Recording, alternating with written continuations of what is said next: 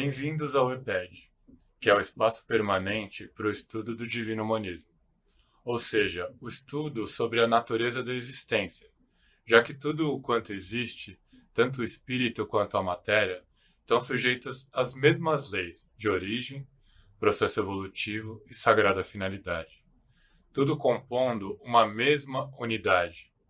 E nessa edição de 2024, nós estamos abordando os livros do Mestre Polidoro que tratam de casos concretos. São espíritos irmãos nossos que relatam as suas vivências reencarnacionistas para que isso possa servir de lição para nós, para que nós possamos ver como as leis divinas funcionam na prática. E hoje, nós vamos falar sobre o livro O Grande Cisma. Só que antes disso, vamos dar uma olhada no dicionário Caldas ao Leite, que possui a seguinte definição para a palavra cisma: formação de uma organização ou grupo religioso por separação em relação a uma igreja ou comunidade original. Então, qual era essa comunidade original a partir da qual houve essa separação ou cisma? Para responder essa questão, nós entramos no livro que diz assim: quem se der a estudar o capítulo 2 do livro dos Atos, onde se deu o prometido batismo de Espírito, esse mesmo encontrará, na primeira epístola de Paulo aos Coríntios, capítulo 12 e 14, os informes necessários a respeito do que seja o batismo de Espírito, e como os apóstolos os praticavam. Então, essa comunidade original tinha raízes em Jesus, que é o nosso divino exemplo de comportamento, aquele que veio para viver os 10 mandamentos e também para generalizar o acesso aos dons espirituais ou dons do Espírito Santo. E era isso que os apóstolos praticavam. Eles se reuniam em orações em conjunto e praticavam os dons, colocando-os a serviço da comunidade. Tanto Jesus quanto os apóstolos eram essênios, ou nazireus. Ou seja, eles faziam parte da ordem de profetas de Israel, que tem raízes nas mais antigas iniciações, já que essa ordem foi fundada pelo patriarca Enoque, diante do dilúvio, que foi aquele que trouxe da Ásia todo aquele conhecimento do vedismo que havia sido semeado por lá. E ao longo da sua trajetória, essa escola foi incorporando os conhecimentos do hermetismo, do Egito, também do pitagorismo, da Grécia. E então, ao longo do tempo, essa escola foi acumulando todo o conhecimento das verdades divinas que foi transmitido nesse planeta. Portanto, o cisma, claro, mais de imediato, foi em relação a Jesus, aos apóstolos e os seguidores posteriores. Mas também foi uma separação, uma ruptura em relação a toda essa corrente de trabalho de informes divinos que já ocorria no planeta há mais de 240 mil anos.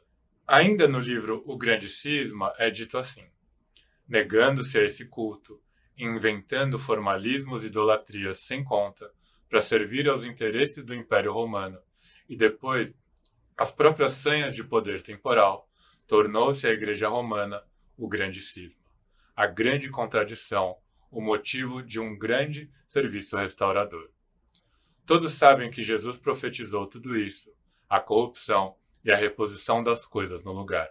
Então, a Igreja Romana é o grande cisma, Ela é a separação, o rompimento com todo o trabalho de semeadura, E em especial é a corrupção daquilo que Jesus veio trazer, que é o seu divino exemplo de comportamento e a prática generalizada, gratuita, sadia das mediunidades, ou dons do Espírito Santo. E aí, o que a gente vai ver ao longo dessas apresentações? Nós veremos um pouco da história do Barnabé, que é o protagonista do livro, o personagem principal. A gente vai ver como a espiritualidade precisa ser praticada para ela ser efetiva, ou seja, ela não basta ser teórica. Vamos acompanhar o resgate de alguns corruptores da lição de Jesus. E depois vamos ver o desfecho da história do Barnabé. Então, né, entramos já na história do Barnabé, o nosso personagem principal, né? Ele foi um homem negro, né, que viveu no início do século, aliás, no final do século XIX e um pouco no início do século XX. E assim, a gente vai ver, né, que o racismo é um tema importante do livro. No livro, o próprio Barnabé, ele relata o seguinte: como dizia, não conheci pai nem irmão, e quando quis chamar alguém, seja lá pelo que for, saí-me bastante mal. Ao entrar em casa, levei um puxão de orelha e foi convidado a sair, a ir dormir sem jantar. Não tinha direito a saber de meus pais, nem de ofensa por ser repelido por aqueles que julgava que o fossem. Então vejam, até os 8 anos de idade, né, o Barnabé ele tinha sido tratado como filho pelo casal que o criava, né? E que ele julgava que fossem os seus pais. Só que quem cuidava do Barnabé até essa idade era o Bento, né, que na verdade era seu primo, era primo de Barnabé. E a partir dessa idade dos 8 anos, né, olha como o Barnabé passou a ser tratado, né? O Bento, que era o seu cuidador, disse assim: moleque dos infernos, você vai comer de hoje em diante à sua custa. Com 7 anos eu já era suficiente para limpar esse quintal. Você já está nos 8. Pode muito bem fazer a mesma coisa, principalmente por isso. Eu era filho da casa, enquanto que você é um. E aí o Bento profere algumas ofensas, né, ao Barnabé.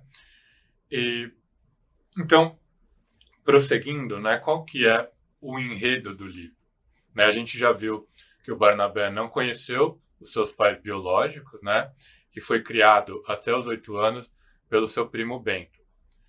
Só que, a partir dessa idade, né, ele passou a sofrer maus tratos. Né? Inclusive, um dia, o Barnabé ele levou uma baita surra, né, do seu primo Bento, e aí ele foge e vai procurar a polícia. A dona Tita já havia manifestado a vontade, né, de ser mãe adotiva do Barnabé. Então, eventualmente, né, a polícia entrega a guarda do Barnabé para a dona Tita, e passa a cuidar dele, e ele passa a ter uma nova família adotiva, né? E essa família era esoterista, né? Ou seja, eles tinham conhecimento das verdades divinas por meio das iniciações antigas. Né? Por exemplo, o esoterismo fala muito do hermetismo, né? Do Egito, fala do pitagorismo da Grécia. Só que ele aprendeu, né, todo esse conhecimento sobre a espiritualidade de forma muito conceitual até então. Quando ele faz 18 anos de idade, ele se casa com a Etna, que também era uma mulher negra, e eles têm 5 filhos. Em certo dia, a Etna passa a sofrer ausências mentais, começa a ter esquecimentos, né? E o Barnabé ele vai se aconselhar sobre isso, né, com o senhor Abrantes, que era um senhor espírita, né? E ele recomenda para levar a sua esposa Etna até a oração em conjunto que ocorria na casa do próprio senhor Abrantes, né? E lá eles descobrem que a Etna estava aflorando, né, as suas mediunidades, e as ausências mentais eram um efeito colateral, né, de ainda não desenvolvê-las apropriadamente. E o Barnabé também se descobre médium, né, e os dois passam a trabalhar na oração do Senhor Abrantes. Aí lá ficam por muitos anos. No decorrer do livro, né, o Barnabé desencarna e ele começa a trabalhar em equipes de recolhimento, né, ou seja, de resgate de espíritos sofredores em céus ou faixas astrais mais trevosas, quando eles já têm merecimento, né, para serem resgatados e levados a um céu espiritual um pouco melhor. Então aqui cabe um parêntese, né? Vejam, os céus espirituais, né, do nosso planeta, ou a geografia astral, ela é organizada em faixas ou camadas astrais, né, que abrigam os espíritos desencarnados. Sendo que essas faixas interiores ao planeta, né, a chamada subcrosta, é a mais sofrida, a mais densa, a mais trevosa, né? E conforme a gente vai se afastando do planeta, ainda fora da crosta, a gente ainda tem os umbrais, né, que também são faixas trevosas. E aí, conforme a gente vai se afastando do planeta, cada vez mais, a gente vai encontrando faixas já de alguma luz, né, faixas já um pouco mais felizes, mais sublimes. E conforme a gente vai se afastando ainda mais do planeta, né, os céus vão se tornando ainda mais luminosos, mais felizes, mais divinizados. Então, fechando o parênteses, né? Agora, por fim, o nosso narrador, né, o Barnabé, ele diz assim, né, sobre esse trabalho de transmissão desse livro que é O Grande Cisma, né? Ele diz assim: eis, pois, que estamos apostos pelo menos por duas razões.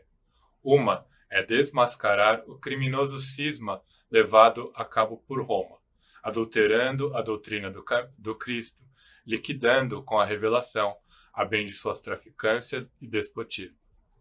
A outra razão implica em tornar práticos os ensinos teóricos, revelando ao resto do chão como se desempenha a lei de suas funções, no imo das criaturas, impondo situações e condições que valem por pagas integrais.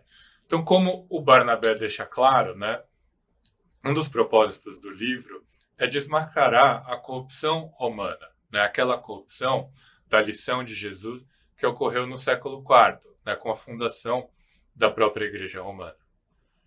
E outro propósito é mostrar, né, como funcionam as leis espirituais na prática, né? Ou seja, vamos ver casos concretos, né, que mostram o funcionamento da justiça divina. Então, encontro você no próximo episódio. Então, curta, compartilha esse vídeo e se inscreva no canal.